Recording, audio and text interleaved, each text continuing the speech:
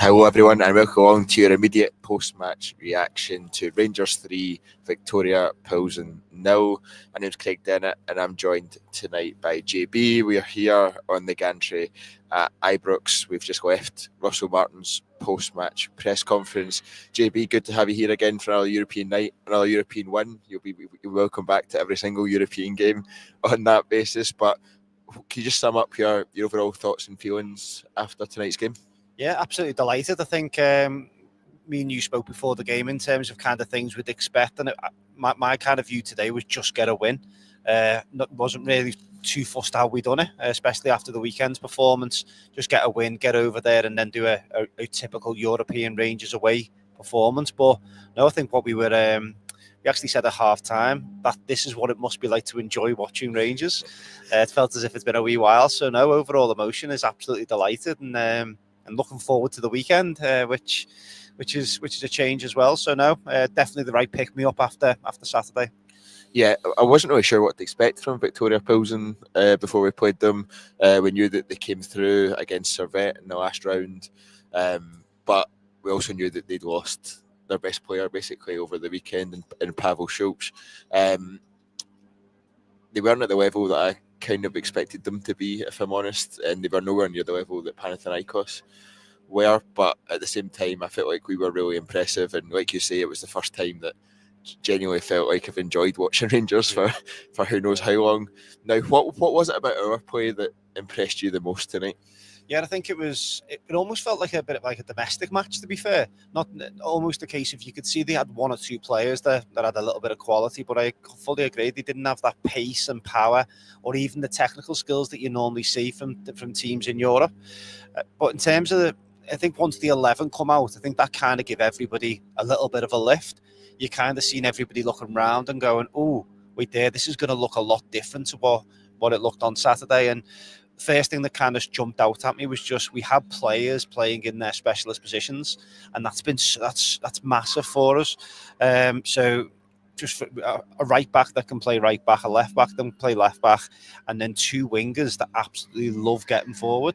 I think the pace was the big difference tonight in terms of what we've seen and what we've been used to.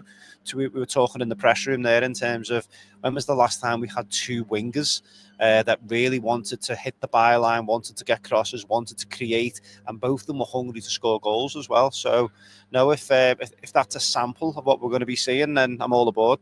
Absolutely. You touched on it there, so let's talk about, I guess, one of the main talking points of the night outside of the performance itself, which was Russell Martin's starting lineup and the choices. There were rumours earlier on in the day, there was a leaked starting lineup, and there where James Tavernier was dropped, Nico Raskin was dropped, Kieran Dowell, and also Danilo all out the team. Russell Martin did say he doesn't view it as being dropping players, it's just we will be using the full squad. It's just different players starting. I thought the players that came in helped the team be more balanced. I thought they really helped in terms of the way he wanted to play. I thought Lyle Cameron was immense, and coming in, he's a player that I think a lot of people would have thought the more signings we made, the lower down the pecking order he would be. But I thought he was absolutely immense. But what did you make of? It felt like that starting lineup decision felt like a decision we've been waiting on for 3 seasons. What did you make of it when it was confirmed with the starting lineup, and then how did you make of it when you saw it on the pitch as well in terms of the benefits it gave to the team, that decision? Yeah, I was quite intrigued. I was just intrigued to see how kind of it was all going to knit together. I think I said on the pod on Sunday in terms of everything played out on Saturday how I thought it was going to, or how I feared it was going to. Whereas going into tonight, it kind of looked at it and go, well, what would I have done different? And to be honest, there's probably not too many changes that they made to that starting 11. There's probably an argument to say you'd like to see Nico Raskin in your starting 11 because he's that good of a player.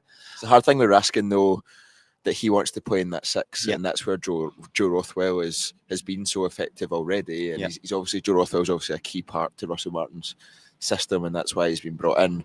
But I thought Joe Rothwell also showed tonight why he deserves to be in that position as well. So does it make it hard to put Nico Raskin as a sort of more forward-thinking 8, where he's not as comfortable and he's maybe not making the selfless runs that Lyle Cameron was making tonight, and that Russell Martin was clearly demanding more of and wanting to see more of.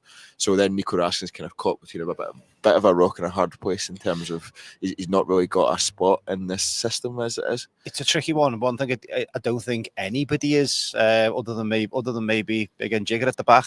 I don't think anyone's guaranteed a start. In terms of, certainly if you go through from a full-back position, your centre-halves, your central midfield three, you probably say that after tonight's performance, the two wingers are the first two names on any team sheet for a wee while. But no, in terms of Nico, you kind of see when he come on, and even he went into the six, he plays that role very different to how Rothwell plays it. Nico's a lot more pass and move, whereas you can see Rothwell, he's happy to take that extra touch, bring play, attract players, and then find them little holes and little gaps. Now that won't always work, especially as you go up the levels in terms of quality, but I think it's a great option to have. I just do wonder, I do fear for his long-term future at Rangers. I know it might sound a bit dramatic because he's been a cracking player, a cracking servant over the last 10 months. Because let's not forget, he missed a hell of a lot of football for us. Yeah. So I think in terms of that, one thing we can't afford to do is carry a Nico Raskin as a squad player. If there's he can't afford that either.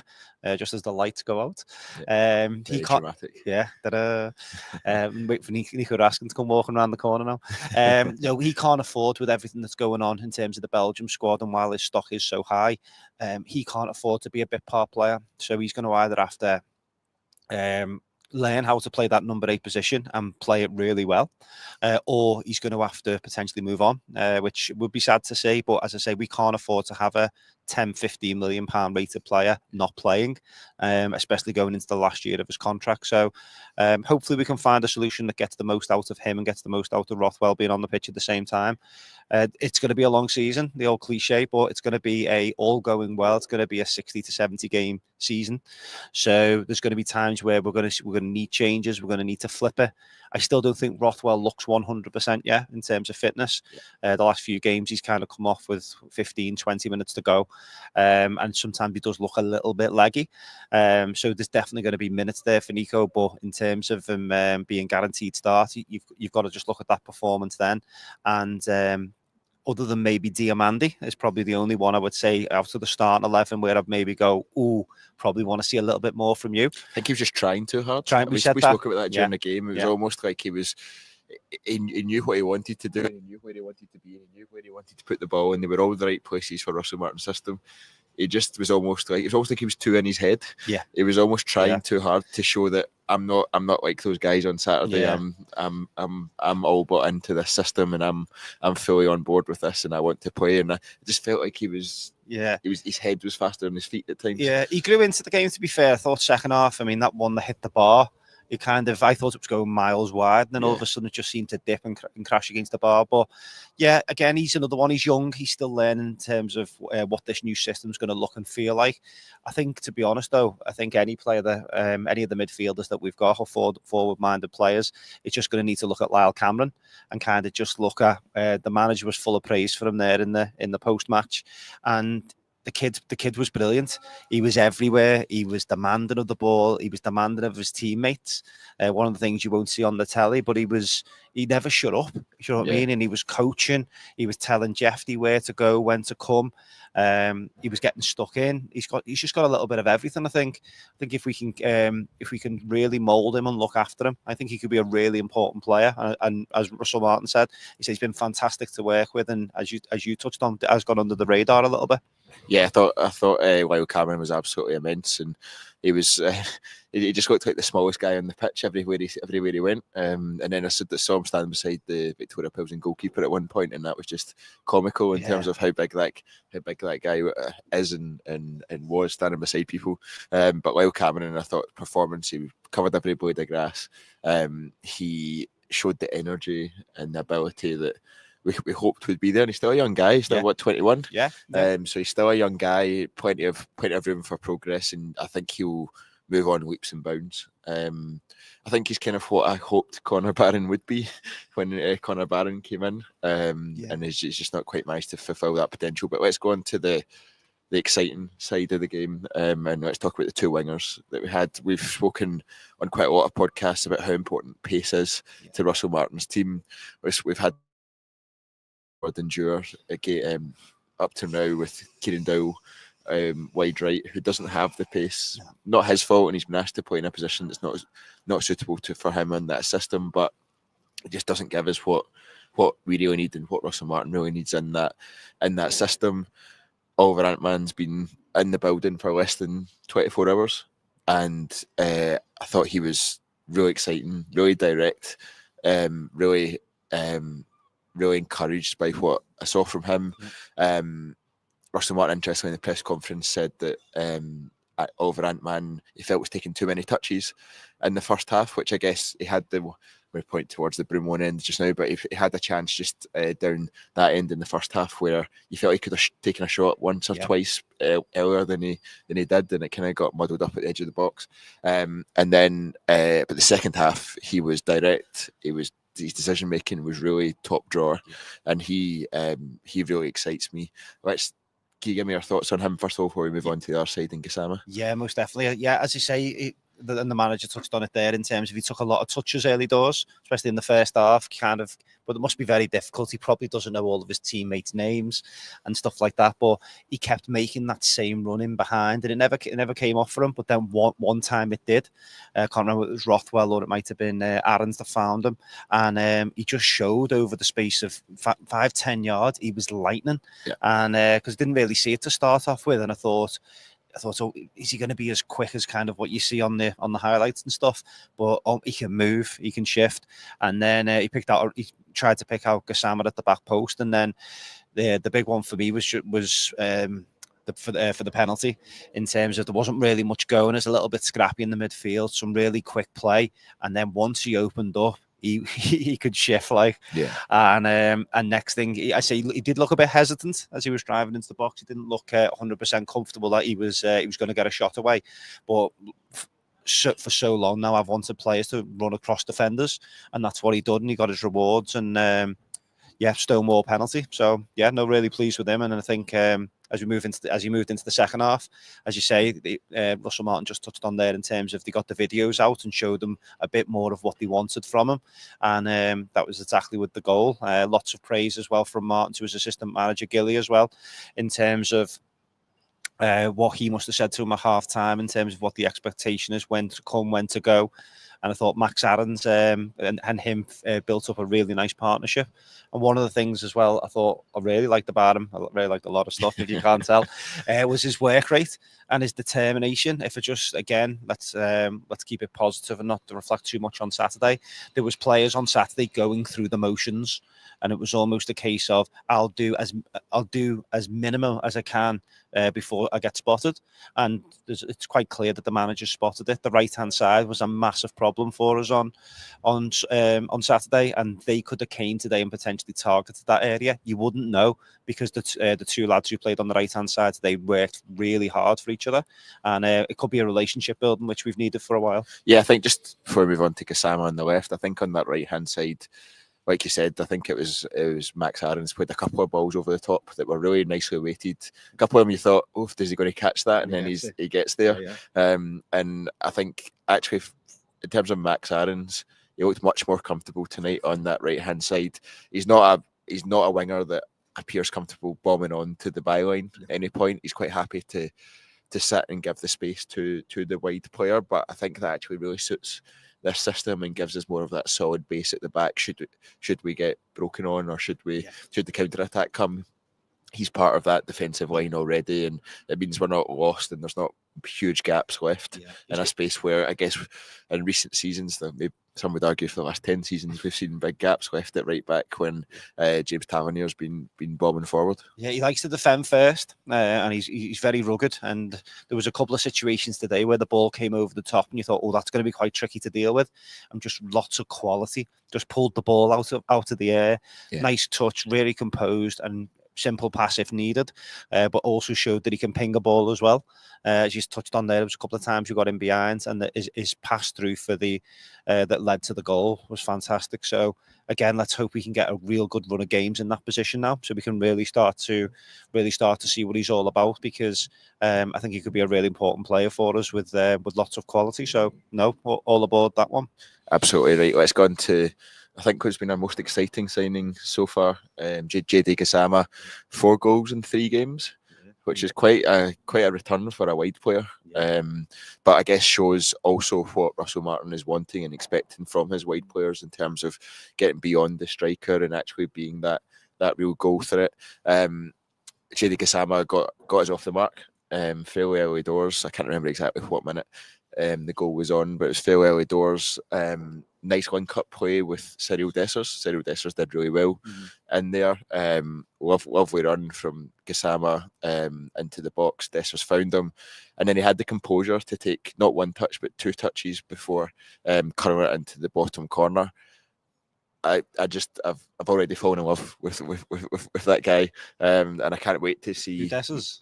Definitely not Dessers. Actually, I'm probably more in love with Dessers than you are, to be fair.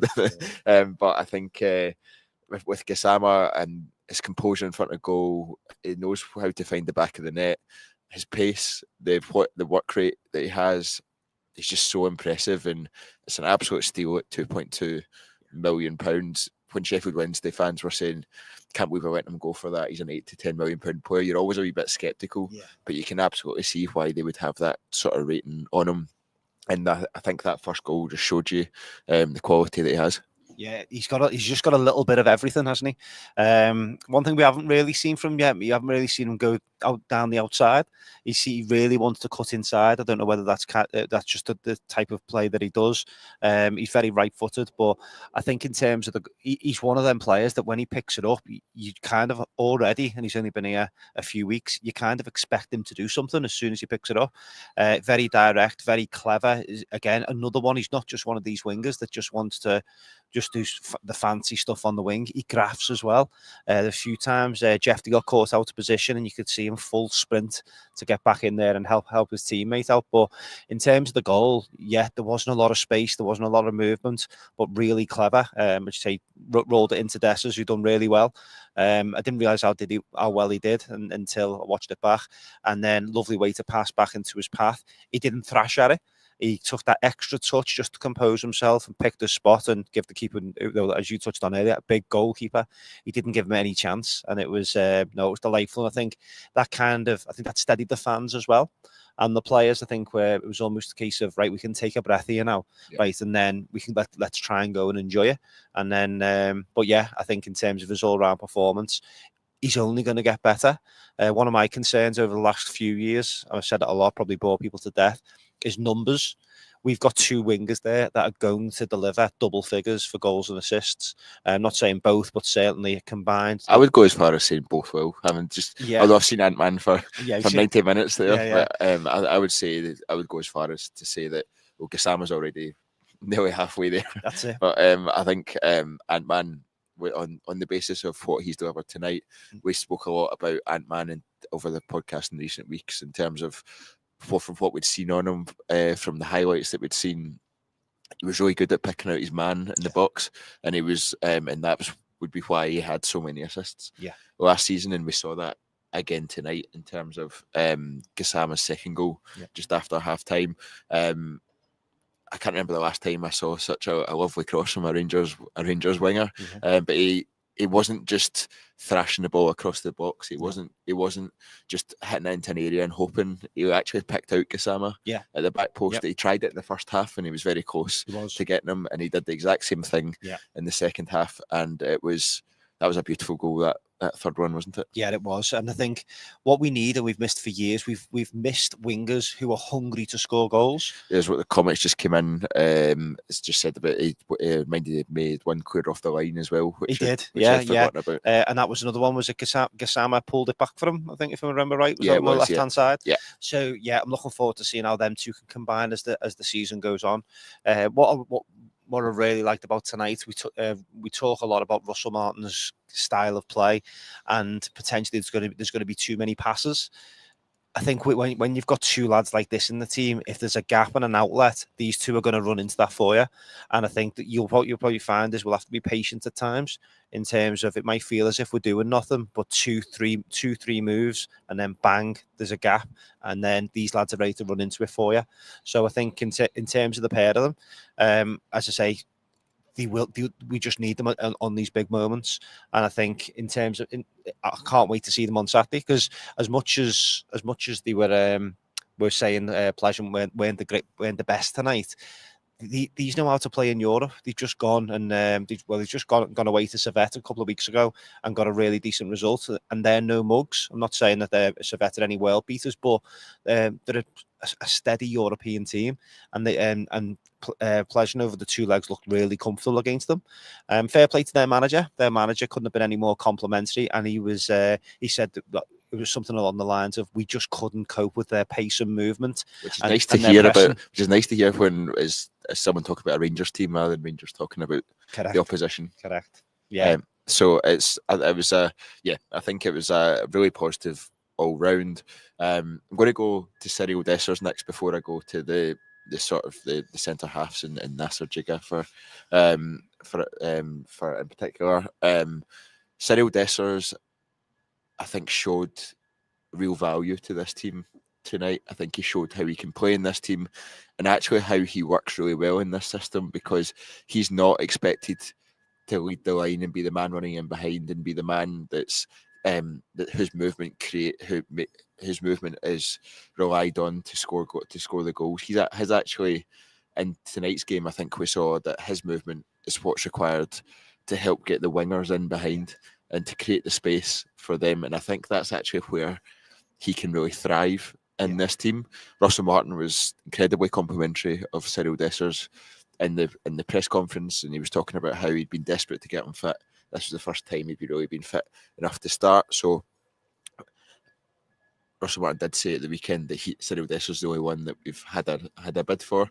But what I took from that press conference was that Russell Martin really likes him and would be more than happy if he stayed and was a vital part of this team. Yeah, most definitely. I think he's, as you touched on it, you nailed it there. Cyril Dessers has got a part to play. He's a very good footballer.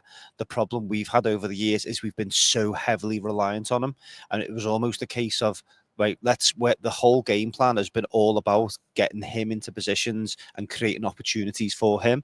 Whereas tonight we kind of seen the other side of it in terms of the two wingers ran past him on a number of occasions. There was times Dessers was playing kind of in a number 10 position because he was allowing the other two to actually go ahead of him, and we were rewarded with goals with that. Yeah. But he also carried that threat throughout the game. You could see that their two centre halves were really worried about him. And to be fair, to step up as well with the penalty, obviously with Tavernier not being on the pitch, he could have quite easily just bowed out, which he did infamously at a cup final. But in terms of tonight, he stepped up and took it with real good conviction. And you kind of seen him grow another few inches then after that. Tired naturally as the game went on. I think he pointed to the bench that he kind of feel his calf was a little bit tight. But yeah, I think the manager really appreciates him, and it's going to be interesting to see how we pan out. I still think we need a goal scorer. I still think that's still a position that we desperately need. But as we've said a few times, it's going to be a really long season. And Cyril Dessers as a squad player, I think could be a massive asset to us. You just see the difference that he offers in comparison to Danilo. I think Danilo, everybody I think has got a real soft spot for him, and we all really want him to do well. But at some point, he's going to have to start doing well. And his time's been and gone. To be honest, I think for me, his time's been and gone, and we can will him to do well as much as we want, but he's just not delivering. Yeah. He's like a youngster that's came through the ranks, and you just want him to do well, but you just know. But you paid £6 million for him. You paid $6 million. Yeah, we're not getting that back. But I don't know. Yeah, you just got to hope that. I say it was a horrific injury. I remember. I think I've said it a couple of times with the Rangers TV interview that he done, and he said he had to learn how to walk again. I mean that's a big step. Yeah. Because let's have it right. There was times last season where, was it last season or the season before? And everything's tying into one. It was the season before when he first come in. You could see that he had a hell of a lot to offer. He got the facial injury, bounced back. He had a fantastic performance here against Hearts. I think we came back and won 3-2 after being 2-0 down, was it? Or certainly we scored 2 late on. And I thought, right, this might be him, we might kick on, but he just never really kicked on. So, no, it's a shame. Last player I want to touch on individually is Nasser Jigga. I thought he has been tremendous since he came in to the team. He's been a standout in terms of his use of the ball, in terms of his defensive ability, his positioning, his calmness under pressure. I've been really impressed with him. See you nodding along. Do you agree? Yeah, most definitely. I actually thought he was probably the sole shining light on Saturday. I actually thought he actually defended really well in what he had to do. He is going to make mistakes at the back. The style of play that we're going to be having, Russell Martin said it in the press conference then, he wants his defenders to hold on to the ball till the last minute. Almost a case of wait until that space is there. Don't rush it. Wait for the space. Wait for the space. It gives us a heart attack. And it does give us a heart attack. Yeah, if I wasn't bored, I would be bored. But it makes it's going to be heart and mouths. And Jig he's a big lad. He's big. He sometimes looks a bit awkward, but 9 times out of 10 he's making the right decision. But he strolled tonight. He just looked miles ahead of the opposition. Who the 2 lads they had up top were handy. Vidra has been round the block, and the big other boy that they had up top, he was a handful for Servette, from what I'd seen from the extended highlights there. So for him to come in and just deal with it, and come in and play under the expectation of this type of crowd, he seems to be relishing it, which is really good. So again, I would like to see one more in there, one more starter. Doesn't necessarily have to be doesn't have to be a young left-hand side. Even someone with a little bit more experience, a bit more streetwise. I'm not saying a Davy Weir type, but certainly somebody potentially in that mould that can just come in solid. Say Connor Cody. That ship has well and truly sailed. That's another story. But yeah, no, it's going to be definitely another sign in there. But I know you haven't mentioned it, but I thought Jeffy as well come in tonight. Yeah. He's coming out the cold, and I thought he put in a really good performance, give us the balance, stepped into the central midfield role, which I didn't think he'd have in his locker. Yeah. A couple of wayward passes, you're always going to get that. But again, another young lad with he's got the tools to really kick on. Again, a lot of the problem we had with a lot of the squad last year, we were just so heavily reliant on the same people week in, week out when we shouldn't have been.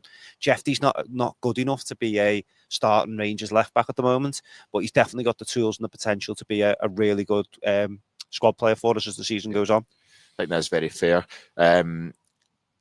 Just as we go ahead, I guess 3-0 up in the first leg, the Viktoria Plzen manager said they have to be realistic, and they think at 2-0, if it was 2-0, they could have done something, but at 3-0 is probably too much for them. I'm confident as we head into next week. It's hard to say. It's hard to say knowing everything that's been before as a Rangers fan, but I'm confident heading into next week. Are you? How do you feel as in terms of the tie overall? Do you feel pretty much there? Yeah, I think we'll go over there and win.